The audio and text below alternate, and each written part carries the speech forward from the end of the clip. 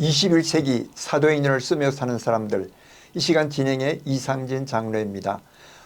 오늘 이 시간에는 워싱턴주 지역에서 조이풀 선교회를 대표로 맡아 수고하고 계시는 장현자 목사님 함께했습니다. 목사님 안녕하십니까? 네, 반갑습니다. 네, 반갑습니다. 감사합니다. 먼저 우리 시청자들에게 본인 소개 간단하게 부탁드리겠습니다. 네, 안녕하세요. 저는 조이풀 선교회 대표로 섬기고 있는 장현자 목사라고 합니다. 반갑습니다. 네, 지난 주에도 이렇게 조이풀 선교회가 선교합창단이 자선 음악회를 해서 굉장히 성황리에 잘 됐다고 제가 얘기를 들었거든요.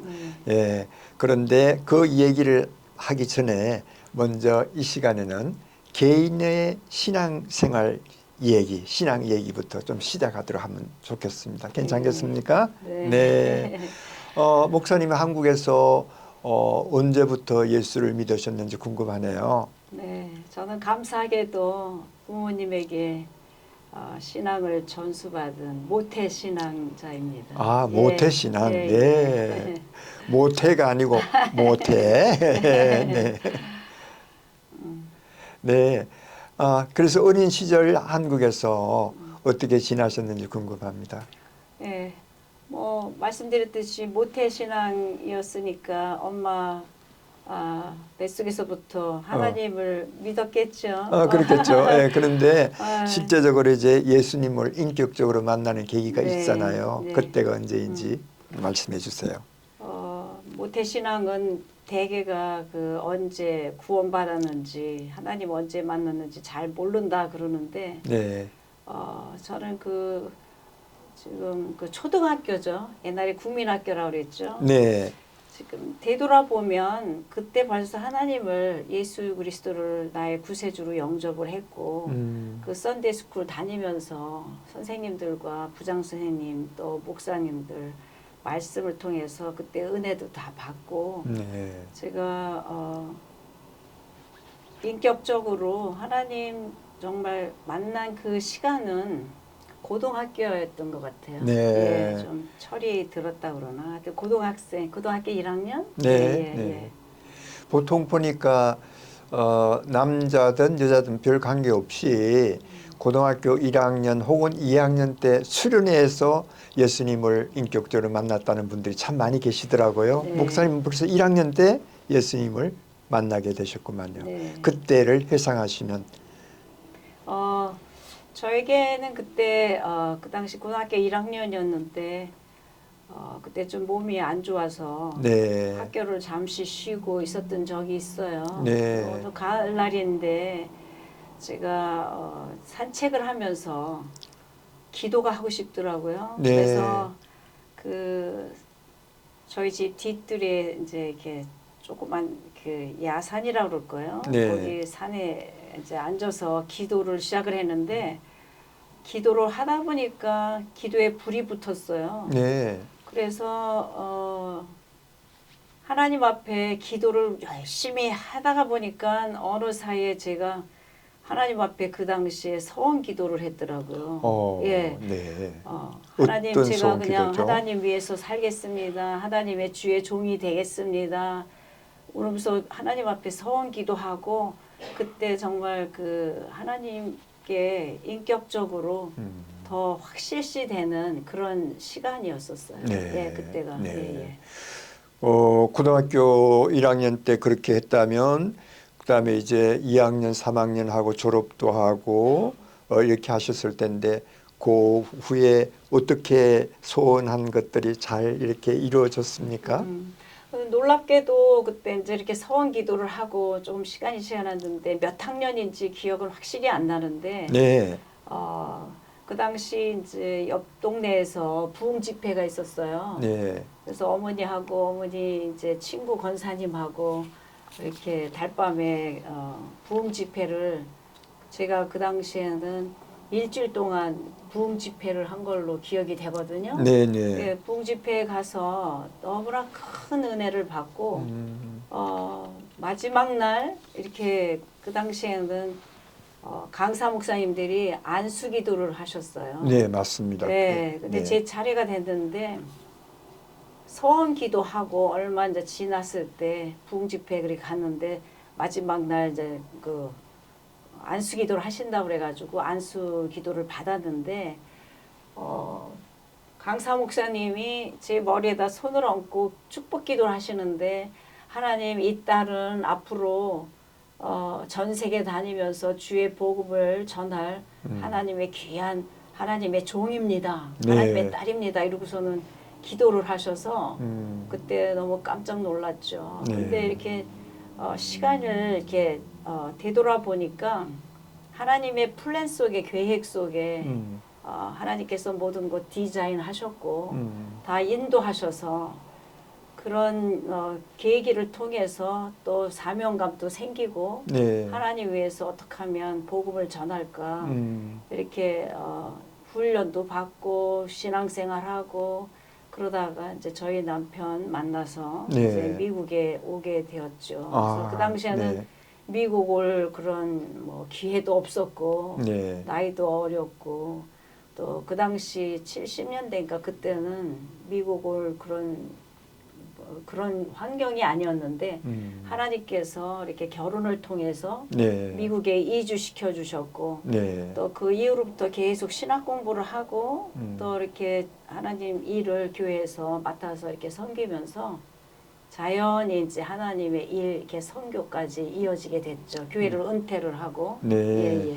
지금 뭐 아주 세월을 갖다가 10년, 20년, 30년을 그냥 이렇게 빨리 지나가시는데 이제 한국에서 그런 신앙생활을 하시고 한국에서 이미 예수님을 구주로 영접하신 지가 벌써 고등학교 때 하시고 또 부흥회를 통해서 목사님의 안수기도를 통해서 미래의 훌륭한 전 세계를 다니면서 복음을 전할 딸이라는 그런 예지적 예언적 하나의 축복을 받으시고 이제 미국에 오시게 돼. 그 당시 때 미국에 올 거라고 생각을 잘 못하셨겠죠. 전혀 못했죠. 전혀 못했죠. 예. 미국으로 또 결혼해서 올 것도 또 생각도 못했는데. 생각도 못했는데 예. 결혼도 정말 하나님의 은혜 가운데 네. 예, 어떻게 저희 그 사촌 시아주버님이 네. 목사님이셨는데 네. 저희 남편이 이제 미국 군대 이제 네. 나갔다가 훈련 받고 한국으로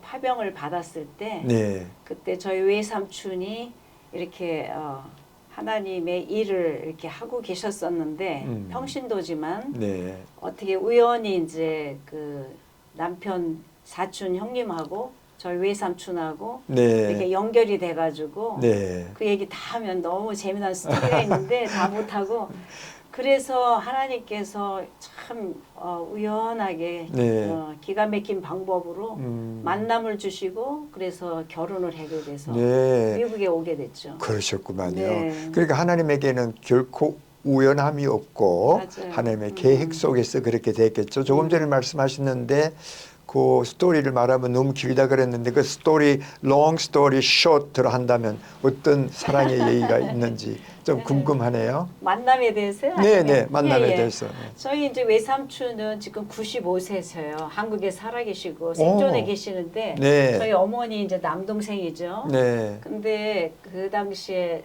신학교를 가셨대요. 공부하셨는데 신학 공부하셨는데 네. 하나님 앞에 신학교 가면서 서원 기도를 하셨대요. 하나님 나는 신학을 공부하지만 평신도로서 하나님 일을 하겠습니다. 이래가지고 서원한 게 뭐냐면 본인이 이제 생전에 살아계실 때 교회 3개는 제가 건축해 드리겠습니다. 네.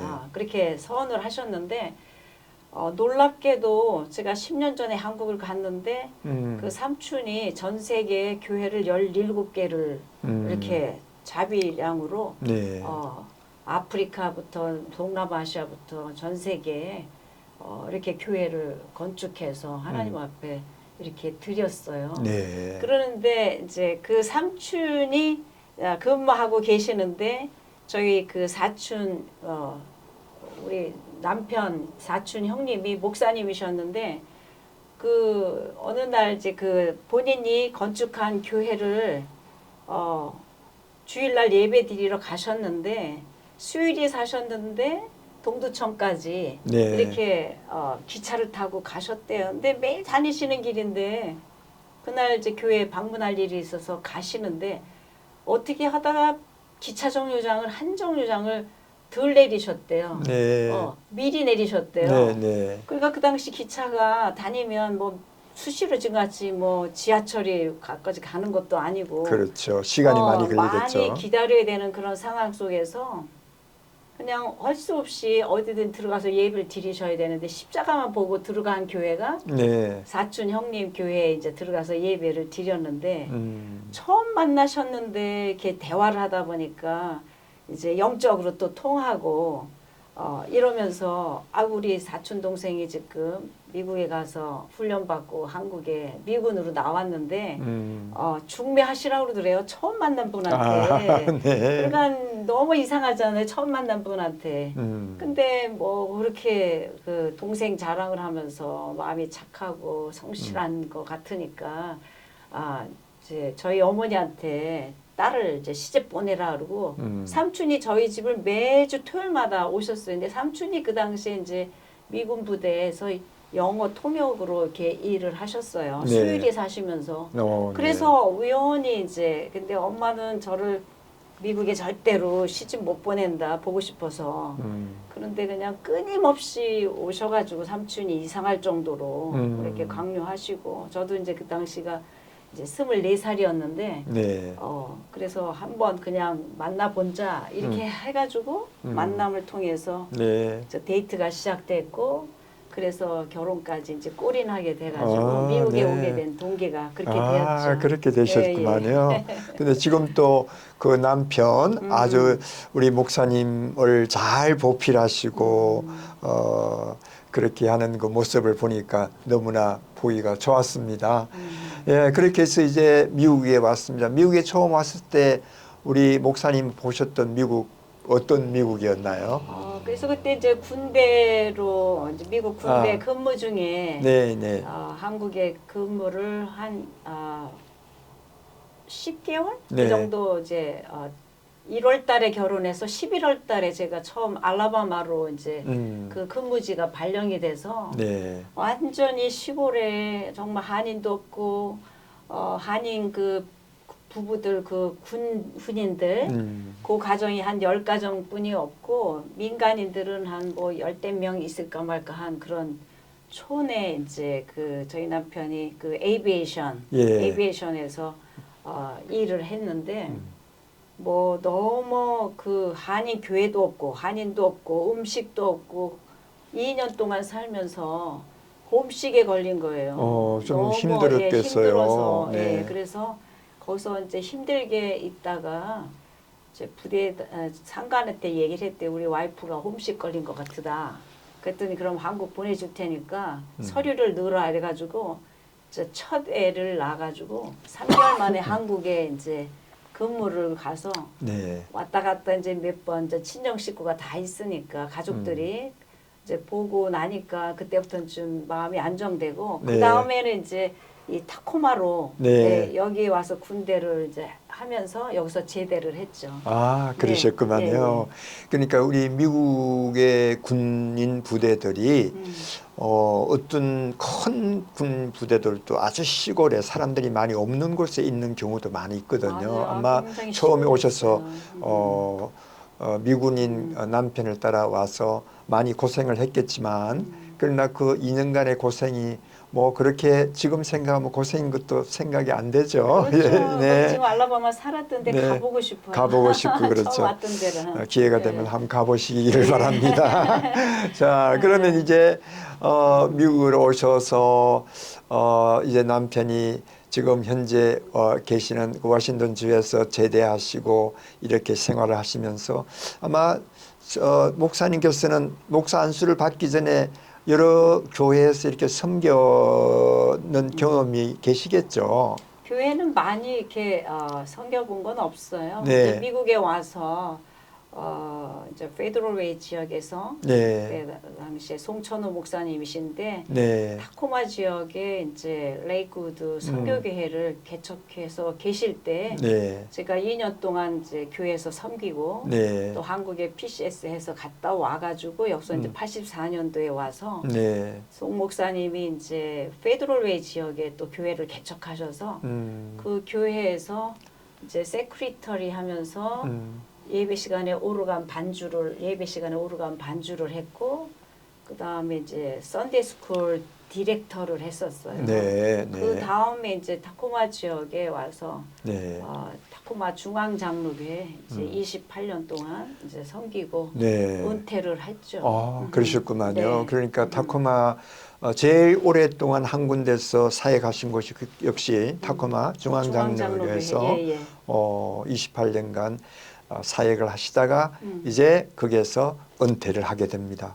자, 28년간 사역하시면서 힘든 일 그리고 또 기억에 남는 좋은 일들 있으면 좀 나눠주시면 고맙겠습니다. 뭐 목회가 다 아시다시피 쉬운 건 아니고 네. 어렵지만 그래도 보람이 있죠. 네. 네. 근데 제가 몇 교회에 걸치지 않았잖아요. 그렇죠. 선교교회 이제 그때 평신도로서 레이크우드 선교교회는 2년 그때 네. 섬겼고 거기 섬기게 된 이유는 그 송천호 목사님 사모님 송경호 사모님이 저의 유치원 선생님이세요. 그러세요? 예, 친정교회에. 네. 그래서 연결이 돼가지고 2년 섬기다가 이제 한국에 근무 갔다가 다시 와서 또 목사님한테 또 이렇게 붙잡혔다 그럴까? 네. 그래가지고 선교계에서 이제 3년, 4년인가 그렇게 봉사로 하고 그 다음에 이제 타코마에 이제 와서 중앙장로교에 28년 동안 있었는데 네. 지나 보면 긴 세월인데 강산이 3번 변해 그런 시간인데 제 기억은 정말 제가 은퇴할 때도 이렇게 인사 말씀드렸듯이 얼마 안 있었던 것 같은 느낌이 있어요. 안 좋은 것보다도 너무 보람되고 참 좋고 기쁘고 감사하고 성도님들이 다 오랫동안 같이 신앙생활을 한 교회에서 했기 때문에 가족과 같은 그런 마음으로 네. 이렇게 목회를 했기 때문에 큰 어려움은 없고 제일 저에게 어려움이 있었다면 그 당시에 이제 유방암에 걸려서 그러니까 치료했던 그 시간이 저한테는 최고로 어렵고 힘든 시간이었죠. 그렇죠. 그 28년 타코마 중앙장로교에서 목회를 하시는 가운데 그 유방암이 걸렸었구만요. 그래서 그 암을 이렇게 선고받고 그 당시 때 그 얼마나 힘든 그런 날을 보내셨는지 뭐 암 환우들은 그 암이라고 하는 것에 대해서 다 알겠지만 그 당시 때를 회상하면서 어떠한 어려움이 있었습니까? 네. 암 환자들이 겪는 그 어려움은 암 환자뿐이 몰라요. 네. 예, 그 네. 치료 과정이 참 너무 어렵고 힘든 그런 과정이기 때문에 항암 치료하고 네. 방사선 치료, 수술. 네. 뭐 제가 지금 2002년도에 이제 연말에 발견돼서 수술을 받고 지금 23년 됐죠. 네, 그렇죠. 치료받고 그래서 하나님 은혜로 지금까지 건강하게 살고 있어서 감사한데 그 당시에는 암 환자가 별로 없었어요. 네. 그래서 교역자가 돼가지고 암이 걸리니까 정말 몸둘 바를 모르겠더라고요. 교회는 그렇죠. 바쁘고 일이 많고 굉장히 힘이 드는 그런 과정 속에 있었는데 바빠서 병이 덜커덕 나고 보니까 정말 곤란하고 힘든 그런 시간이었거든요. 근데 네. 정말 수술하고 나면 그걸로 끝인 줄 알았더니 또 항암 치료해야 된다.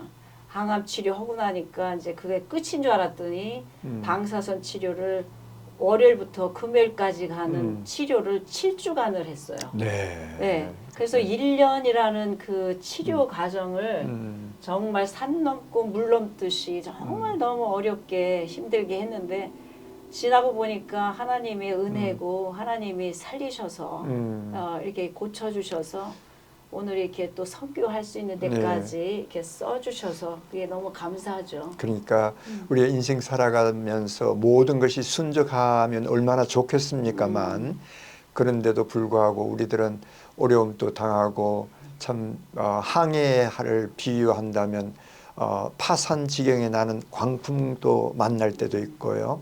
또 물론 순적한 그러한 경우도 있겠지만 그 광풍이 분 그러한 우리 선교사 우리 목사님에게는 그 암이라고 하는 것이 큰 힘든 그 터널을 지나는 시대인데 그걸 어떻게 잘 극복하고 이겼었는지 궁금하네요. 네.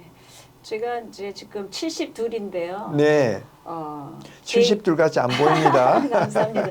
제가 제 인생에 네. 사실 그동안에 그 암에 걸려서 그 치료 과정을 빼면 네. 굉장히 순탄했고 어려움이 없고 제 나이에는 고생들을 많이 하신 분들도 많이 있더라고요. 근데 네. 별 고생 없이 정말 부모님 밑에서 신앙생활 아주 정말 잘하고 결혼하고 이렇게 부족함 없이 살았던 사람인데 네. 그 암이라는 질병이 저한테는 굉장한 일이었고 어려운 일이었는데 네. 그 당시에 생사가 왔다 갔다 하는 그런 상황이었어요. 처음 이제 항암 치료가 시작이 됐는데 월요일 날 이제 그 병원에 가서 항암 주사를 맞고 그날 저녁에 이제 권사님들이 오셔서 기도해 주시고 가셨거든요. 네. 그 이후로부터 몸이 불덩어리가 되고 그 다음 날부터는 이제 더 문제는 무슨 음식 냄새를 맡을 수도 없고 물 한 모금도 마실 수가 없는 거예요. 네. 속이 있고 임신 그 입덕돼 해가지고 못 견디는 그런 상황 속에 그런 그 느낌이 계속 유지가 되고 잠도 못 자고 시달리고 또 왼쪽 가슴에는 이제 그 폴트라는 거를 넣어서 네. 거기로 약을 주입을 하기 때문에 플라스틱을 째고 넣어서 이걸 옆으로 잘 수도 없고 똑바로 자야 되기 때문에 몸은 쥐가 나고 잠도 못 자고 굉장히 어려운 그런 시간이었었어요. 근데 그런 시간에 병원에 이제 입원을 했었죠. 네. 일주일을. 네. 월요일 날 주사 맞고 일주일을 물 한 모금 못 마셨으니까 저는 탈수가 된지도 몰랐는데 아들이 이제 토요일 날 학교 갔다가 시애틀에서 왔는데 그냥 완전히 엄마가 너무 아닌 거예요. 그러니까는 저를 싣고 치료 받는 이제 타코마 제너럴 병원에서 이제 치료를 받았는데 그 병원에 이머전시 가가지고 아이비 들어가는 거 보고 그 다음엔 어떤 상황인지 몰라요. 네. 그랬는데 이제 밤에 눈을 떠보니까 제가 그 안병동에 입원을 했더라고요. 네. 그래서 심각하죠. 주사 한 번 맞고 나면 3주 있다 또 맞고 계속 치료가 이어져야 되는데 그 주사를 맞을 수가 없는 상황이 된 거예요. 탈수가 돼서 몸에서 물이 다 빠져나가서 생명이 위험했었대요. 의사 말이. 그러니까 다 위험한 상황이고 극박한 상황이고 너무 어려운 상황 속에서 정말 하나님 앞에 암 환자들이 첫째 질문은 하나님 나한테 왜 이런 시련을 주십니까? 네. Why me? 이렇게 이제 질문을 하게 되는 건 당연한데 하나님 앞에 어떻게 제 생명을 내대고 하나님이 살려주시든지 아니면 저는 그냥 이 치료 안 받고 하나님 부르시면 전 천국 가겠습니다. 네. 이렇게 마음을 작정을 했거든요. 네. 네. 그리고 그 다음 날 이제 그 저녁에 저희 남편이 이제 일 끝나고 왔는데 제가 걸음이 안 걸어지는 거예요. 일주일을 굶었지, 물도 못 마셨지, 탈수 걸렸지, 항암 치료해서 약이 독하고 부작용이 많지 이러니까 어떻게 할 수가 없는 상황에서 제가 한번 걸어봐서 한번 다리가 걸어지나 가보자. 그래서 부축을 저를 해가지고 병원 라비에 나갔는데 네. 거기 마침 피아노가 있는 거예요. 네. 네. 그래서 그 피아노를 이제 한번 그냥 하나님 앞에 생사를 내놓고 찬송가를 좀 찬양을 좀 쳐야 되겠다 해가지고 환자복에다가 여기 추술해서 오른쪽은 막 아프죠. 여기는 그 플라스틱 넣어서 째고 넣어가지고 쓰리가 아프죠. 뭐 몰골이에 완전히 정말 기가 막힌 그런 상황 속에서 환자복을 입고 거기서 찬송가를 쭉 치는데 네. 벽 쪽에 이제 피아노가 붙어 있었기 때문에 뒤에는 누가 왔는지 갔는지도 몰라요. 그래서 피아노를 치면서 하나님과 1대1 독대가 된 거예요. 네. 그래서 심각하고 내 생명을 하나님 앞에 맡겨야 되는 입장이고 하나님 살려주시든지 뭐 하나님 데려가시든지 둘 중에 하나니까 하나님 마음대로 하세요. 그래서 불평이 있었어요. 그 당시에 목회자지만 너무 상황이 이제 어려운 상황이었기 때문에 그래서 그냥 하나님 앞에 기도를 하면서 그냥 제가 아는 찬송을 쭉 찬송가를 치면서 하나님과 대화가 시작이 됐는데 네. 하나님께서 그때 저를 다시 인격적으로 찾아와 주셔서 성령께서 네. 네. 그러면서 왜 내가 낙심하고 두려워하느냐 내가 너와 함께 하는데 왜 염려하느냐 내가 물 가운데 지날지라도 불 가운데 지날지라도 타지 않고 빠지지 않고 내가 너를 구속해서 지명해서 불러서 정말 야곱인데 보배롭고 존귀한 존재인데 내가 인생의 주인인데 왜 두려워하고 염려하고 낙심하느냐 이러시면서 큰 용기의 말씀을 주시고 이사야서에 있는 그 말씀을 계속해서 음성을 들려주셨어요. 그래서 맞습니다. 하나님 맞습니다. 제가 잘못했습니다. 하나님의 은혜가 그 시간에 너무 충만하게 임하셔서 네. 제가 거기서 은혜를 다시 받고 용기를 갖고 이제 그날 이제 피아노를 치고 있는데 그냥 모르죠. 하나님과 독대하는 시간이었으니까. 근데 뒤에서 우는 소리가 들려서 가만히 이렇게 뒤를 돌아보니까 젊은 여자아이들이 둘이 껴안고 막 울고 있는 거에 소리가 나서 그래서 깜짝 놀라서 그 소리에 깨가지고 보니까 뒤를 돌아보니까 의료진들, 의사들, 간호사님들 뭐 거기 그 환자들 또 가족들이 그때가 네. 크리스마스 시즌이었거든요. 네. 네. 저녁이니까 문병으로 와서 많았나 봐요. 그러니까 뒤를 돌아다 보니까 거기 라비에 제가 보니까 한 3, 40명은 서 있는 거고 앉아 있고 그래서 제가 마지막에 너무 깜짝 놀라서 어메이징 그레이스를 마지막 쳤더니 막 박수를 치고 환호가 이제 한호성을 이제 지르고 난리가 났어요. 그래서 그 매니저가 저한테 찾아왔더라고요. 밤에 방으로 제 방으로. 네. 저분들이 저렇게 좋아하니 내가 힘들어도 여기 있을 동안에 피아노를 매일 쳐주래요. 네. 그래서 뭐 저는 생명을 다해서 그러겠다. 그러고서는 퇴원하기 전까지 그렇게 피아노를 이제 일주일 동안 쳐주고 퇴원을 해가지고 그 힘든 치료를 정말 한 곱이 한 곱이 넘으면서 포기 상태에 있었던 그 상황에서 정말 하나님 의지하고 기도들 교회 성도님들이 또 교역자들이 많이 해주셔서 하나님 은혜로 그렇게 소생을 하고 네. 그 이후로 제가 이제 그 병원에 찬양 가서 이제 피아노 쳐주고 또 찬양 팀을 7명 구성을 해서 영어로 엘토, 소프라노 가르쳐가지고 제가 가서 피아노 치고 이제 찬양단을 데려가서 한 달에 한 번 내지 2번 그렇게 찬양을 이제 하게 되었죠. 네. 찬양 선교를. 예. 네, 그러셨구만. 찬양 선교가 벌써 은퇴하시기 전에 시작이 우리에게 몸이 아파서 암 진단을 받고 암의 이 치료를 받는 가운데 벌써 하나님께서 영감 속에 그러한 찬양 사역을 계속 하라고 하는 그런 마음을 하나님께 주신 것 같아요. 네. 그러니까 하나님께서 벌써 일찍부터 한국에서 젊을 시절 때부터 목사님의 그 예언적인 그 안수 기도를 통해서 전 세계를 향해서 선교하겠다 하는 딸이 되게 해달라고 기도했는데 그 기도가 이제 서서히 그 당시 때는 잘 몰랐지만 이제 미국에 오시게 되었고 그다음에 미국에서 사역을 통해서 특별히 암이라고 하는 정말 모든 사람들이 싫어하고 그게 걸리기를 거부하는 그러한 병에 걸려서 힘들어 하실 때 다시 하나님을 만나고 재헌신하는 그런 시간이었습니다. 이제 우리가 지나가 보니까 약속된 시간이 다 된 것 같아요. 예. 그래서 우리 다음 시간에 만나서 그 암을 치료하는 가운데 만났던 예수님의 음성을 다시 한번 우리 회상하면서 음악 선교회가 시작된 것부터 시작해서 또 지금까지 계속 하고 있는 이 조이풀 선교 회에 관한 지금 현재 사역에 대한 관한 것을 좀 더 자세하게 좀 말씀을 나눠주시면 감사하겠습니다. 네.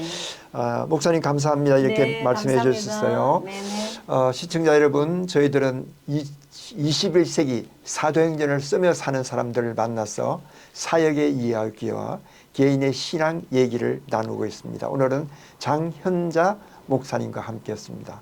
그럼 여러분 다음 이 시간까지 안녕히 계십시오.